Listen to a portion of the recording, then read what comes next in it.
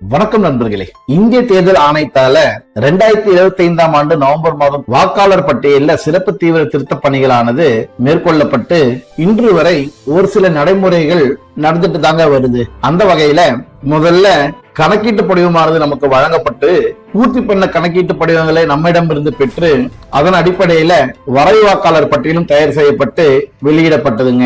இந்த நடைமுறைக்கு அடுத்ததா விடுபட்ட வாக்காளர்கள், புதிய வாக்காளர்கள் மற்றும் வாக்காளர் அடையாள அட்டையில திருத்தங்கள் மேற்கொள்வதற்கான நடைமுறைகள் தற்பொழுது இந்திய தேர்தல் ஆணையத்தால நடத்தப்பட்டு வருகின்றதுங்க. புதிய வாக்காளர்கள் பெயர் சேர்ப்பதற்கான படிவம் 6 மற்றும் வாக்காளர் அடையாள அட்டையில திருத்தங்கள் மேற்கொள்வதற்காக மின்னணு முறையில படிவம் 8 எப்படி பூர்த்தி பண்ணி சமர்ப்பிக்கலாங்கிறத குறித்து முந்தைய காணொலியில பார்த்திருப்போங்க.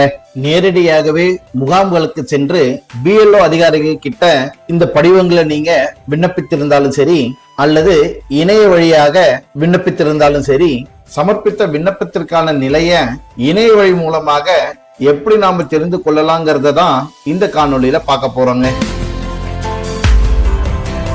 வாக்காளர் அடையாள அட்டையில பெயர், முகவரி, பிறந்த தேதி, உறவினரின் பெயர், உறவு முறை, புதிய புகைப்படம் மாற்றுதல் மற்றும் கைபேசி எண் போன்ற திருத்தங்கள் செய்வதற்கான படிவம் 8 மின்னணு முறையில எப்படி பூர்த்தி பண்ணி சமர்ப்பிக்கணுங்கிறத நாம கடந்த காணொலியில பார்த்தோங்க.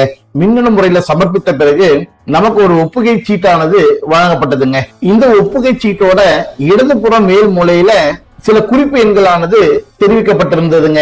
இந்த குறிப்பு எண்களை பயன்படுத்தி நாம சமர்ப்பித்த படிவத்தோட நிலை என்னங்கிறத எந்த அலுவலகத்துக்கும் போகாம இந்த இடத்திலேயே இருந்து ஆன்லைன் முறையில எப்படி பார்க்கலாங்கிறத இந்த காணொலியில தெரிஞ்சுக்க போறோங்க. எப்பவும் போல நம்ம மொபைல் போன் அல்லது லேப்டாப்ல கூகுள்ங்கிற தேடுதளத்துக்குள்ள இந்திய தேர்தல் ஆணையத்தோட அதிகாரப்பூர்வ இணையதளமான voters.eci.gov.in என்ற இணையதள முகவரிய பதிவிட்டு முதல்ல வரக்கூடிய இணையதளத்தை தேர்வு பண்ணி உள்ள போனோம்னா வாக்காளர்களுக்கான சேவைகள் வழங்கும் இந்திய தேர்தல் ஆணையத்தோட அதிகாரப்பூர்வ இணையதளமானது காண்பிக்கப்படுங்க. இந்த இணையதளத்துல வலதுபுறம் மேல் மூலையில லாகின், சைன் அப்னு 2 தேர்வு பண்ணக்கூடிய பட்டன்கள் கொடுக்கப்பட்டிருக்குங்க. இந்த இணைய பக்கத்துல ஏற்கனவே உங்களுக்கான தகவல்களை கொடுத்து முன்பதிவு செஞ்சிருந்தீங்கன்னா முதல்ல காட்டப்படும் லாகிங்கிற பட்டனை தேர்ந்தெடுத்து உங்க தகவல்களை கொடுத்து இந்த வலைப்பக்கத்துல உங்களுக்கான கணக்கு பகுதிக்குள்ள போயிடலாங்க. அதுவே இதுவரைக்கும் நீங்க இந்த வலைப்பக்கத்துல உங்களுக்கான எந்த முன்பதிவுல நீங்க பண்ணாம இருந்திருந்தீங்கன்னா எப்படி நாம இந்த வலைப்பக்கத்துல முன்பதிவு செய்யணுங்கிறதுக்கான காணொலிய கொடுத்திருக்கோங்க. அந்த காணொலிக்கான லிங்க தற்பொழுது நீங்க பார்க்கக்கூடிய இந்த பக்கத்தோட வலது மூலையில காட்டப்பட்டிருக்கோங்க. இந்த லிங்கை நீங்க தொட்டு எப்படி இந்த வலைப்பக்கத்துல புதிய கணக்கு துவங்கலாங்கிறத தெரிஞ்சுக்கலாங்க. ஏற்கனவே கணக்கு இருக்கிறவங்க லாகின்ங்கிற பட்டனையும், புதுசா கணக்கு துவங்குறவங்க சைன் அப்ங்கிற பட்டனையும் தேர்ந்தெடுக்கணுங்க.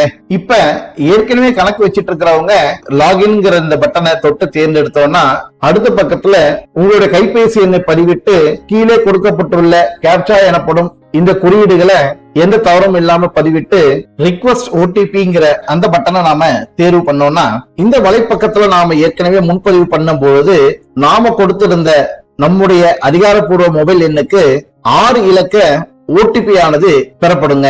அந்த OTP-ய இந்த பக்கத்துல காட்டக்கூடிய இந்த கட்டங்கள்ல பதிவிட்டு சப்மிட்னு கொடுத்தோம்னா அடுத்த பக்கத்துல இதே வலது பக்கம் மேல் மூலையில நாம ஏற்கனவே பதியப்படும் பொழுது என்ன பேர் கொடுத்திருந்தோமோ அந்த பேர் காட்டி இந்த பக்கமானது காட்சி அளிக்குங்க. இந்த பக்கத்துல இடதுபுறம் ஃபார்ம்ஸ்னும் வலதுபுறம் சர்வீசஸ்னும் 2 தலைப்புகள்ல தகவல்கள் தெரிவிக்கப்பட்டிருக்குங்க. திருத்தங்கள் அல்லது புதிய வாக்காளர்களை இணைப்பதற்கான விண்ணப்பங்கள் எல்லாம் ஃபார்ம்ஸ்ங்கிற தலைப்பு கீழே காட்சிப்படுத்தப்பட்டிருக்குங்க. நாம ஏற்கனவே வாக்காளர் அடையாள அட்டையில திருத்தங்கள் மேற்கொள்வதற்காக இந்த ஃபார்ம்ஸ்ங்கிற தலைப்பு கீழே இருக்கக்கூடிய படிவம் 8 கரெக்ஷன் ஃபார்மை பயன்படுத்தி தான் திருத்தங்களை மின்னணு முறையில சமர்ப்பித்தோங்க.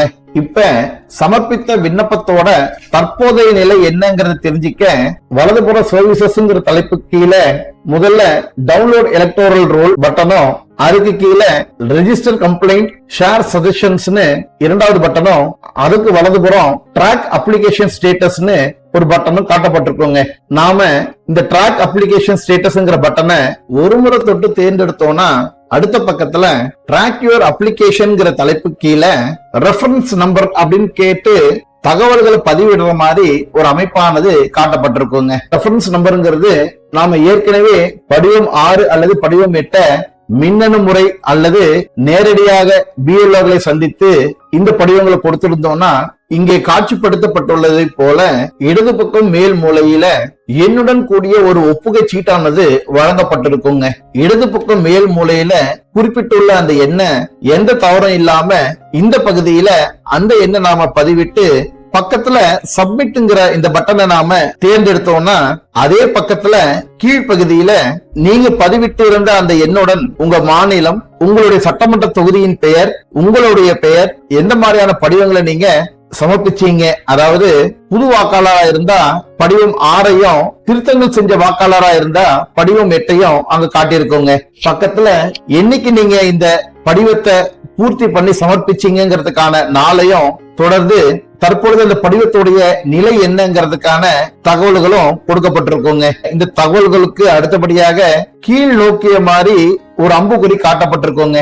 அதை நீங்க ஒரு முறை தொட்டீங்கன்னா நீங்க விண்ணப்பித்த படிவத்திற்கான நிலை என்னங்கிறத தெளிவா காட்டியிருக்கோங்க. பொதுவா நீங்க மின்னணு முறையிலேயோ அல்லது முகாம் அல்லது உங்கள் வாக்குச்சாவடிக்கான நிலை அலுவலரை சந்திச்சு நேர்ல நீங்க இந்த படிவங்களை கொடுத்திருந்தாலும் 1 அல்லது 2 நாள் கழித்து இந்த பகுதியில வந்து நீங்க ஒப்புகை சீட்டுல குறிப்பிட்டுள்ள உங்க குறியீட்டு எண்ணை பதிவிட்டு பாத்தீங்கன்னா உங்க விண்ணப்பமானது சப்மிட்டட் அப்படிங்கன்னு இந்த மாதிரி காட்டப்பட்டிருக்குங்க.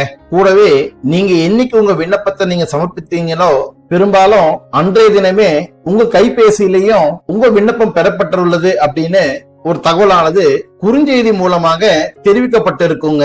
நீங்க சமர்ப்பித்த விண்ணப்பத்தை பொறுத்து தேர்தல் ஆணையத்தால மேற்கொள்ளப்படும் அடுத்தடுத்த நடவடிக்கைகளை குறித்து அவ்வப்போது நமக்கு குறுஞ்செய்திகள் மூலமாக தகவல்கள் தெரிவிக்கப்படுங்க.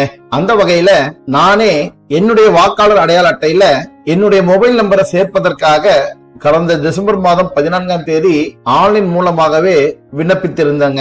எனக்கு ஜனவரி 3ஆம் தேதி எனது வாக்குச்சாவடி நிலை அலுவலருக்கு எனது விண்ணப்பமானது அனுப்பி வைக்கப்பட்டுள்ளதாக தகவல்கள் குறுஞ்செய்தி மூலமாக தெரிவிக்கப்பட்டு, இந்த மாதிரி படிவம் 6 சமர்ப்பித்தவங்களுக்கும் அவங்க சமர்ப்பித்த படிவங்களுக்கான நிலை என்னங்கிறத குறுஞ்செய்தி மூலமாகவும் தெரிவிக்கப்படுங்க. என்னதான் குறுஞ்செய்தி மூலமாக நமக்கு தகவல்கள் தெரிவிக்கப்படுகின்றது என்றாலும் ஒரு சில நேரத்துல குறுஞ்செய்திகளும் நமக்கு சரியான நேரத்துல வராம போறதுக்கான வாய்ப்புகள் உண்டுங்க. நாம ஏற்கனவே கூறிய இந்த வழிமுறைகளை பின்பற்றி நாம விண்ணப்பித்த படிவங்கள் தற்பொழுது என்ன நிலையில இருக்குங்கிறத தெரிஞ்சுக்கலாங்க. புதிய வாக்காளர் சேர்ப்பதற்கான படிவம் 6 நீங்க விண்ணப்பித்திருந்தீங்கன்னா உங்க விண்ணப்பம் ஏற்கப்பட்டு அடுத்தடுத்த நடவடிக்கைகள் மேற்கொள்ளப்பட்டு இருந்தா இந்த மாதிரியான தகவல்கள் காட்டப்பட்டிருக்குங்க. இதுவே நீங்க வாக்காளர் அடையாள அட்டையில திருத்தங்கள் மேற்கொள்வதற்கான படிவம் 8 நீங்க விண்ணப்பித்திருந்தீங்கன்னா முதல்ல சப்மிட்டட்னும் பிறகு உங்க பிஎல்ஓ கிட்ட அனுப்பப்பட்டுள்ளதுக்கான தகவல்களும் உங்க பிஎல்ஓ உங்க தகவல்களை சரி பார்த்த பிறகு இந்த மாதிரி தகவல்களும் தொடர்ந்து உங்களுடைய திருத்தங்கள் உங்க வாக்காளர் அடையாள அட்டையில மேற்கொண்டதுக்கான இறுதி முடிவுகள் எடுக்கப்பட்டுள்ளதுக்கான அதிகாரப்பூர்வ தகவல்களும் இந்த வலைதளத்திலே பகிரப்படுங்க. பழைய வாக்காளர் அடையாள அட்டையில திருத்தங்கள் செய்வதற்காக படிவம் 8 நீங்க கொடுத்திருந்தாலும் புதிய வாக்காளர்களாக பதிய படிவம் 6 நீங்க விண்ணப்பித்திருந்தாலும் நிச்சயமா நீங்க உங்க படிவங்களுக்கான நிலைகள் என்னங்கிறத தெரிஞ்சுக்கணுங்க. ஏன்னா தேர்தல் ஆணையமானது 2025ஆம் ஆண்டு டிசம்பர் மாதம் 19ஆம் தேதியிலிருந்து 2026ஆம் ஆண்டு ஜனவரி மாதம் 18ஆம் தேதி வரை மட்டுமே இந்த விண்ணப்பங்கள் எல்லாம் கொடுக்க முடியும்னு தெரிவித்திருந்த நிலையில கிட்டத்தட்ட 10 நாட்களுக்கும் குறைவான காலமே இருப்பதனால அவசியம் உங்க விண்ணப்பத்திற்கான நிலை என்னன்னு தெரிஞ்சுக்கிட்டு தேவைப்பட்டா மீண்டும் விண்ணப்பிக்க வேண்டிய ஒரு சூழ்நிலை ஏற்பட்டா மீண்டும் விண்ணப்பத்தை கொடுத்து புதிய வாக்காளரா இருந்தா உங்க பெயரை பட்டியலில் இடம்பெற செய்யவும், வாக்காளர் அடையாள அட்டையில திருத்தங்கள் மேற்கொள்றவங்களா இருந்தா உங்களுக்கான திருத்தங்கள் இந்த கால அவகாசத்துக்குள்ளேயே திருத்தப்படுவதற்கான வாய்ப்புகளை உருவாக்க வசதியா இருக்குங்க. இந்த தேசத்தில் பிறந்து 18 வயது பூர்த்தியான தகுதியான வாக்காளர்கள், குறிப்பாக இளம் வாக்காளர்கள் தங்களுக்கான வாக்குரிமை பெற்று அடுத்தடுத்து வர இருக்கின்ற தேர்தல்களில் அவர்களுடைய ஜனநாயக கடமையை ஆற்ற இளம் வாக்காளர்கள் கண்டிப்பாக அவர்களின் விண்ணப்பத்தின் நிலையை நிச்சயமா தெரிஞ்சுக்கணுங்க. உங்க வாக்காளர் அடையாள அட்டையில திருத்தங்கள் செய்ய வேண்டி இருந்து இதுவரை விண்ணப்பிக்காதவங்களும் 2026 வருடம் டிசம்பர் மாதத்திற்குள் 18 வயது பூர்த்தியாகக்கூடிய குடிமகனாக இருந்தீங்கன்னா உடனடியா உங்களுக்கான விண்ணப்பத்தை ஆன்லைன் அல்லது உங்க வாக்குச்சாவடிக்குரிய நிலை அதிகாரி அதாவது BLOவை சந்தித்து உங்களுக்கான விண்ணப்பத்தை ஜனவரி மாதம் 18ஆம் தேதிக்குள்ள கொடுக்க முயற்சி பண்ணுங்க. இந்த காணொளியில குறிப்பிட்டுள்ள தகவல்களை பின்பற்றி புதிய வாக்காளர்கள் யாராவது உங்க பெயர் வாக்காளர் பட்டியலில் சேர்க்கப்பட்டுள்ளதாக தகவல்கள் தெரிவிக்கப்பட்டிருந்தா உங்க மகிழ்ச்சியை எங்க கூட கமெண்ட்ல பகிருங்க. மேலும் இன்னொரு பயனுள்ள காணொளி மூலமாக உங்களை நான் சந்திக்கிறேங்க. நன்றி.